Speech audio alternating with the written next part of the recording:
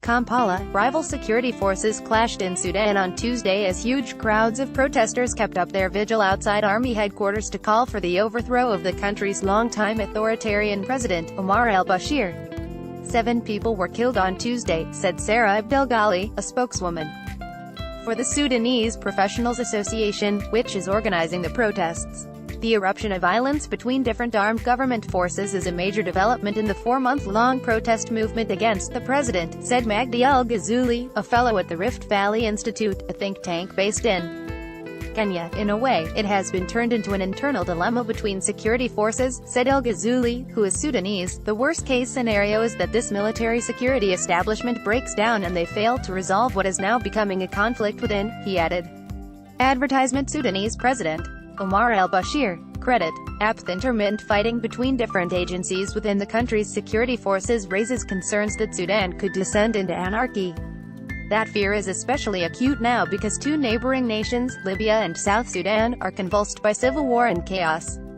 The protests broke out in December over a surge in the price of bread and quickly escalated into the biggest challenge yet to the 3-decade rule of al-Bashir. He came to power in a military and Islamist-backed coup in 1989 and, for much of that time, he has been regarded as a pariah in the West. Sudan became a haven for international terrorists in the 1990s. It hosted Osama bin Laden for a time. And al-Bashir is wanted on charges of genocide and war crimes by the International Criminal Court, which accuses him of playing an essential role in the atrocities that occurred in Darfur, a restive region in western Sudan. During his reign, Sudan has known civil wars, famine and the division of the country after the South became an independent nation in 2011. Tuesday's violence began sometime after 4 a.m. when paramilitary forces loyal to al-Bashir opened fire on the protesters in front of the army headquarters, according to one protester, a doctor in his mid-20s. Soldiers who are part of the regular army opened up gates to allow protesters to get safety within the large military compound, which is home not only to army headquarters but also to al-Bashir's residence, said the doctor, who asked to be identified only by his initials, AME, citing safety concerns. A Sudanese soldier protects protesters at a demonstration near the military headquarters. Credit. The army responded to the attack by the paramilitary fighters with gunfire and shot about 6 of them, according to the doctor, who provided a video of protesters huddled on the ground in the dark as gunfire sounded all around them. Dr. Mohammed Issa, a spokesman for the Sudanese American Physicians Association, said that about 22 people, including 5 soldiers, had been killed since the protests swelled on Saturday. Issa, who is based in Cleveland, said his group's tally is based on reports from doctors in Khartoum, the capital. Abdelgalil, the spokeswoman for the protest organizers, said, "The positive emerging development is that some of the army forces are protecting the civilians. There was similar fighting between rival security forces early Monday as well," a different witness said.